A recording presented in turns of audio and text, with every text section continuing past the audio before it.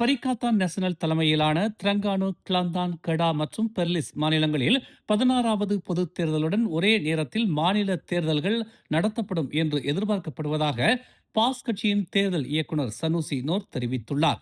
இது கூட்டணியின் தேர்தல் எந்திரத்தின் பணியை எளிதாக்கி அவர்களை மேலும் திறம்பட செயல்பட அனுமதிக்கும் என்றும், அதே நேரத்தில் தேர்தல்களை நடத்துவதற்கான செலவுகளையும் மிச்சப்படுத்தும் என்றும் சனுசி தெரிவித்தார். இந்த விவகாரம் பிரதமர் அன்வார் இப்ராஹிமுடன் விவாதிக்கப்பட்டதாகவும், அவர் பெரிகாத்தான் நேஷனலின் திட்டத்திற்கு ஒப்புக்கொண்டதாகவும் கடாவின் மந்திரி பசாருமான அவர் கூறினார். எதிர்க்கட்சி தலைவர் பதவியை துறந்து 2 மாதங்களுக்கு பிறகு லாரூட் நாடாளுமன்ற உறுப்பினர் டதஸ்ரீ ஹம்சா ஜைனுடீன் மீண்டும் அந்த பதவிக்கு திரும்புவார் என்று பாஸ் கட்சி தலைவர் தான்ஸ்ரீ அப்துல் ஹடி அவாங் நேற்று அறிவித்தார். கிளந்தானின் தானா மேராவில் நடைபெற்ற ரீசெட் மாநாட்டில் உரையாற்றிய ஹாடி, இந்த முடிவை எடுப்பதற்கு முன்பு பாஸ் கட்சிக்குள் இருக்கும் நாடாளுமன்ற உறுப்பினர்கள் மற்றும் ஹம்சாவுடன் இணைந்த நாடாளுமன்ற உறுப்பினர்களிடமும் கலந்தாலோசித்ததாக தெரிவித்தார்.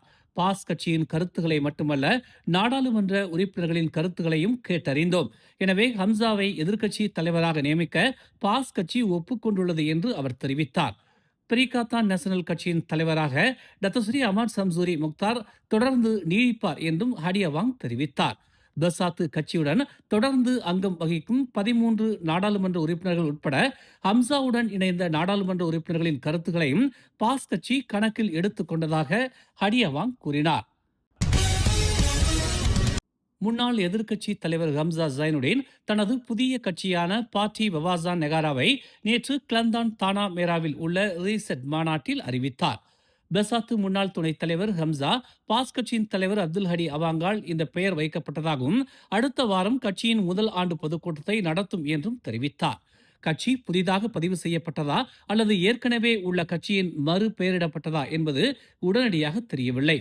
பாஸ், கெராக்கான் மற்றும் பல கட்சிகளுடன் ஒத்துழைக்க வவாசான் திட்டமிட்டுள்ளதாக ஹம்சா கூறினார். மாநாட்டில் ஹரியவாங் மற்றும் பரிகாத்தான் நேஷனல் தலைவரான அமாட் சம்சூரி முக்தார் உட்பட உயர்மட்ட பாஸ் கட்சியின் தலைவர்கள் கலந்து கொண்டனர். மேலும் கெராக்கான் தலைவர் டொமினிக் லாவ், கிளந்தான் மந்திரி பெசார் நசருடீன் தாவூட் மற்றும் பெசாத்து துணைத் தலைவர் ரொனால்டு கியாண்டி மற்றும் மகளிர் பிரிவு தலைவர் மாஸ் எர்மியாத்தி சம்சுடீன் உட்பட ஹம்சாவுடன் இணைந்த பல பெசாத்து எம்பிக்கள் கலந்து கொண்டனர். வெறுப்புணர்வை தூண்டும் இனம் மற்றும் மத உணர்வுகளை கோபத்தால் எதிர்கொள்ளாமல் பொறுமை, ஞானம் மற்றும் நல்லொழுக்கங்களை கொண்டு எதிர்கொள்ள வேண்டும் என்று பிரதமர் டதஸ்ரீ அன்வார் இப்ராஹிம் தெரிவித்தார். பல்வேறு கலாச்சார நல்லிணக்கத்திற்கு மலேசியா ஒரு முன் மாதிரியாக அடிக்கடி குறிப்பிடப்பட்டாலும், இனவாத பேச்சுகள், மத வெறுப்பு மற்றும் பிளவுபடுத்தும் குற்றச்சாட்டுகள் போன்ற சவால்களை நாடு இன்னும் எதிர்கொள்வதாக அவர் தெரிவித்தார். ஒரு பன்மைத்துவ சமூகத்தை நிர்வகிப்பது எளிதல்ல என்று குறிப்பிட்ட அவர், குறிப்பாக மாறுபட்ட கருத்துகள் நிலவும் சூழலில் பரஸ்பர மரியாதை, மிதவாதம் மற்றும் புரிதல் ஆகியவை நிலைத்தன்மைக்கும் முன்னேற்றத்திற்கும் இன்றியமையாத அடித்தளங்கள் என்று அன்வார் கூறினார். 3வது சர்வதேச மத தலைவர்கள் மாநாட்டில் அன்வார் இதனை தெரிவித்தார். உலுலங்காட்டில் வெளிநாட்டினர் சமூகத்தினருக்கான குடியிருப்புகளாக பயன்படுத்தப்பட்ட 4 மாடி கட்டிடம் நில உரிமையாளரால் இடிக்கப்பட்டு வருகிறது. இடிப்பு பணிகள் நேற்று தொடங்கியுள்ளதாகவும், அவை நிறைவடைய சுமார் 2 வாரங்கள் ஆகும் என்றும் கம்போங் சுங்கை மக்காவ் குடியிருப்பாளர்களின் பிரதிநிதி ஒருவர் கூறியதாக பிரித்தா ஹரியான் செய்தி வெளியிட்டுள்ளது. ரோஹிங்கியாக்களின் ஒரு சிறிய சமூகம் இந்த குடியிருப்புகளை கட்டி அதில் வசிக்க அனுமதித்திருந்த நில உரிமையாளரே இதற்கான முழு செலவுகளையும் ஏற்றுக்கொள்கிறார் என்று அந்த பேச்சாளர் தெரிவித்தார்.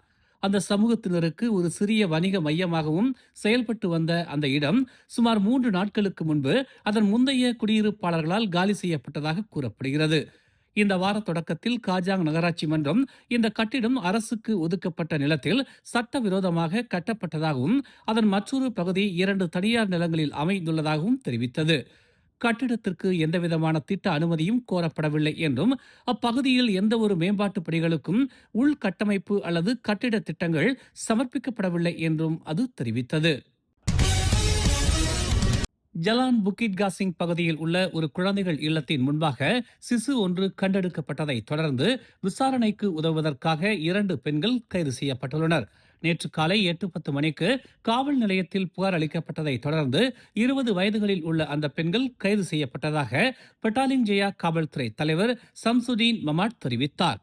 அந்த சிசு இறந்து விட்டதை பிரேத பரிசோதனை உறுதிப்படுத்தியது. வழக்கு தொடர்பான பல பொருட்கள் பறிமுதல் செய்யப்பட்டதாகவும், ஆனால் சந்தேக நபர்கள் இருவருக்கும் குற்ற பின்னணி எதுவும் இல்லை என்றும் சம்சுதீன் கூறினார். மேலும் செய்திகளை தெரிந்து கொள்ள தமிழ் மலர் இணையதளம், தமிழ் மலர் செயலி மற்றும் மலர் டிவி யூடியூப் சேனலை வலம் வாருங்கள். எங்களோடு இணைந்திருக்க மலர் டிவியை பதிவு செய்து கொள்ளுங்கள். உறவுகள் மகிழ்ந்திட விருப்பம் மற்றும் பகிர்வு சேவையை சொடுக்கிடுங்கள்.